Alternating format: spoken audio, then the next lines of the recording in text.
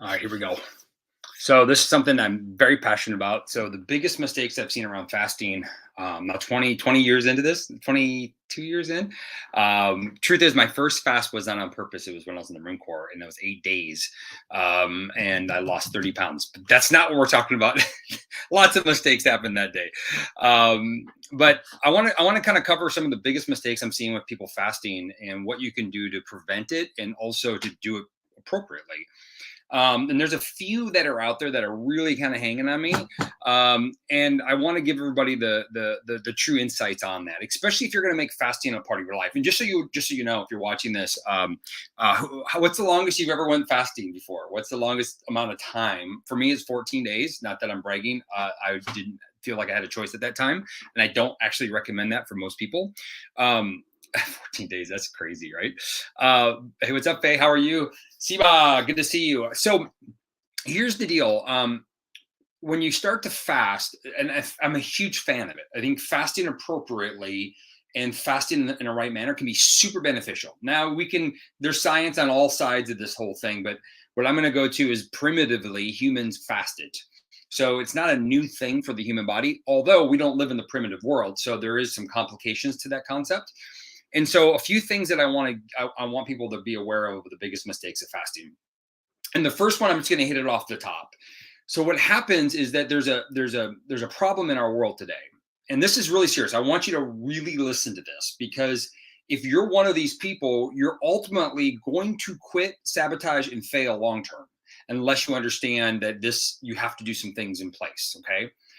So there's a large percentage of people, at least in the Western civilization, in America, Canada, Mexico, Europe. I mean, most of the people that are watching me, Australia, there's a large percentage, and this percentage could be 40 to 70%. So it's a large percentage of people basically don't metabolize fat really well. They can't get into ketosis really well.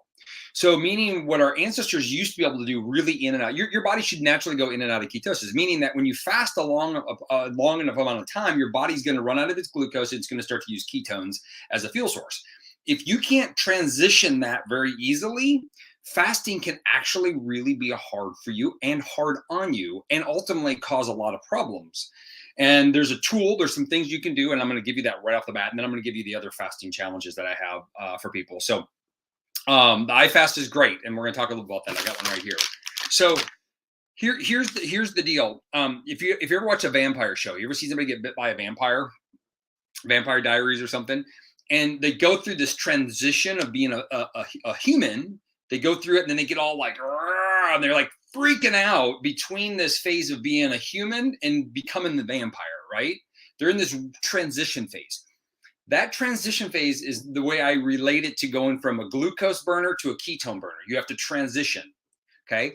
The better you are at going back and forth, the more that you can transition metabolically really easy, the more fasting you're going to thrive on. The more that's an obstacle, and that you can't do it, and there's a lot of people that can't do it well. Dr. Muhiki Parodi did this research on how some people doing the perfect ketogenic diet, fasting regularly, can't produce enough ketones. Well, that means they don't have enough fuel. That means that their body is basically in limbo. It doesn't have enough fuel to satisfy its demand, and therefore you're going to jump off. You're going to quit, and you're not going to feel good. You're struggling through this journey. So if you're somebody out there that's fasting and not feeling like you're getting the best results, then we want to implement tools in place. Okay. So this is by far the biggest debunk. I want people just to really realize this. It's easier because I see it all the time. People go like, I already fast. People are fasting and obese, right? You see construction workers, you see it. You're like, well, what's wrong? Why is it not working for them? Like, their body should be more efficient than that. No, because the switch is off. That person also comes home and basically passes out, exhausted. Like, their body is not operating the way it should be. So first thing we want to do, and this is, I would say everybody do it this way, is use ketones while you fast. Support your fast. It doesn't break your fast, but basically what you're doing is providing a sustained fuel source as your body's getting used to running out of glucose, right, in your fasting windows, so that your body can get really good at transitioning from a fat burner to a glucose burner. Because let's be honest, most of you aren't going to follow a strict ketogenic diet forever, right? You're going to have days off. You want to be good at going in and out, more in than out. Let's just say you want your body to be able to go into ketosis more than you want out of it long term. Okay, that percentage is up to be determined. So what we have here is our fasting kit. So why I'm a huge fan of this is frankly, who's done the iFast? If you don't mind, in the chat, drop down what's your benefit of the iFast. It's been extraordinary. What I'm going to tell you is I've been not only been teaching fasting for 20 years, mostly without using ketones, the last 8 years with ketones. People are fasting and not even realizing it. It's just easy for them. Like, I kind of already am fasting. And then over the last few months, we've implemented this thing called iFast. And iFast, and there's a reason why people are getting a more abundant result from iFast. And it has to do with that when you're basically utilizing ketones throughout the entire day, right? And so while you're going into this fasting state, what's happening is you're elevating your ketones to it's called the zone, to a very optimal level. There's a range that you want to get to. When you get to that optimal level, you just feel super laser in. And you're like, I don't even need to eat. I feel good. I'm not super hungry. So now you can start to be more decision making on your food choices. So we do this for 5 days in a row, and you might take a couple of days off. Do you want to fast all the time? No, that's one of the mistakes people are making. So the iFast is a great tool to use to get your ketone levels up and then start to teach you your relationship with food. Okay. And then when you come out of it, we want to transition out, back in, out, back in, out, back in. What's happening is you're training your body to become a ketone burner back to into being just an efficient machine. Ketone burner, efficient machine.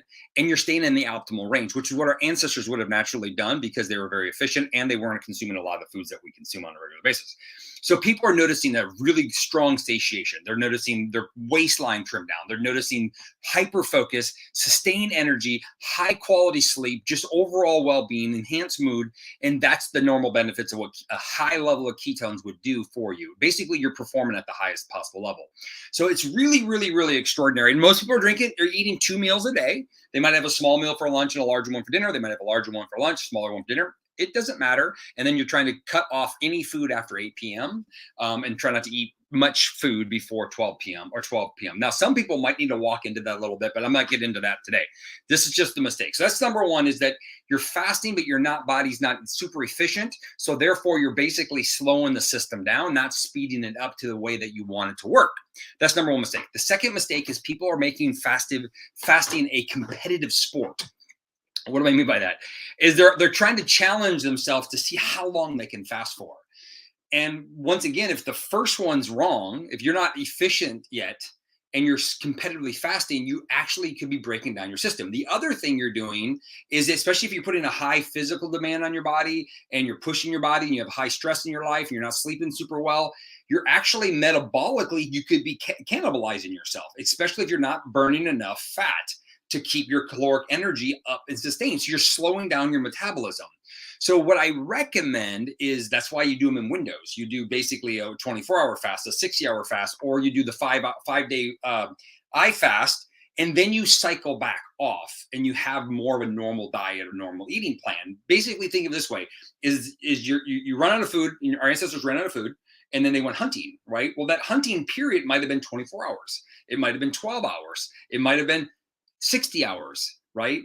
So that hunting window is going to depend. It's going to be flex, right? And then they catch an animal. They didn't put it away and say, I got to finish my fast. No, they went and ate the animal. So they overconsumed or consumed a plenty of calories. That keeps their metabolism more stable. It's reminding your body you want to be up here. You don't want to always be in lack, right? You want to be up here too. So you want to cycle, not carbohydrates as much. You can do that if you understand what you're doing, but it's more cycling calories, right? So you're not always being aggressive, saying I'm going to fast all the time. Some days I eat a little earlier. I usually don't eat at 5 or 6 like I used to, 5 or 6 in the morning. I might eat at 9. I might eat at 10. I might eat at 12, 1, 5, 3. It's changing because I feel different some days, right? And so this is a big mistake people are making. They're competitively low calorie all the time, and you don't want to do that. You want to cycle your calories. So you want to give yourself days of being permission. Now, that's one of the mistakes I see. The last mistake I'm going to go over. I can talk for hours on this, and I probably should do like more Zooms on it. The last mistake I see quite often is what people are doing when they come out of their fast. They're breaking their fast with crap, and it kind of undoes the fast, the benefit of the fast. The truth is gut health is a huge problem in our country. And you're going to hear me talk more about gut health, and I'm going to give you some solutions to gut health if you guys are open to that. Would you guys all want to learn more about improving your gut health without stressing out about it and really simple and easy? I'm gonna put something together for you all. It's gonna obviously conjunction with ketones, conjunction with high quality food. But when you come out of your fast, you kind of it's a natural cleanse. A fasting is a natural cleanse. Your body naturally is detoxing all the time anyway. And so what happens is um, is that when you come out of the fast, what you put in your body really is important at that time. Okay, so what I recommend is you're going to want to lean towards the first off is just more paleo foods, more natural. Like the more natural the food sources, the better. The last thing you want to do is over and eat. You don't want to necessarily overeat. Ideally, what I'd like you to put into your diet is things like broth from soup. I love making like a homemade soup coming out of my fast. Now, if it's intermittent fasting, it's not as much of a concern. The longer you go on the fast, the more I emphasize this. But I like to make soup, make broths, have Keto Pro coming out of your fast. What I also like is things like kimchi and sauerkraut, fermented type foods to help improve gut bacteria and gut flora. What we want to do is we want to get flourishing. We want our gut to really get flourished and ramp up digestive process. We don't want to dampen it down by foods that are over processed. We don't want to dampen it down by junk food, right? Now, it's tempting, but what happens, people go through all this hard work of fasting and they sabotage the benefit of it all by overindulging on crap. And it's not serving you long term. Does it mean I don't ever have crap? No, I do. I do have fun foods from time to time, but I don't do it as a way to break my fast. I always want to progress out. You can do some apple cider vinegar with a little bit of water. You can actually do that during your fast also. We want to promote a better gut environment and gut health just to help improve digestion. What it'll also do is the more that we can improve gut bacteria, it's going to help your bowels transition so you're not basically in loose stools all the time. And these are things that you just want to be able to do. So those are the three biggest mistakes I see on fasting. So if you haven't gotten this kit yet, grab it. Whoever invited you to follow me, make sure you grab this. They come in pack of 5. They're amazing. It'll change everything in your journey. I actually recommend having that get a couple boxes of the ketones with it and put this to program together. It'll change everything for you. You'll be in therapeutic ketosis in an optimal range sustainably, and you're going to feel absolutely lights out amazing. So whoever invited you to follow me, get back to them and go, hey, I want to try this. It'll change everything. Remember, my recommendation is always 60 days of ketones. Always do 60 days of ketones. Don't just try them, do it. This will change your life forever. It's the best shot you have. It also activates that GLUT4 transporter to make you a better and more efficient fat burner, which allows you to come in and out of ketosis more efficiently. Win. It's a huge win. Of course, if you're following me, hit me up, let me know, and I'll take care of you and get you all set up. So peace out. Later, guys. Cheers.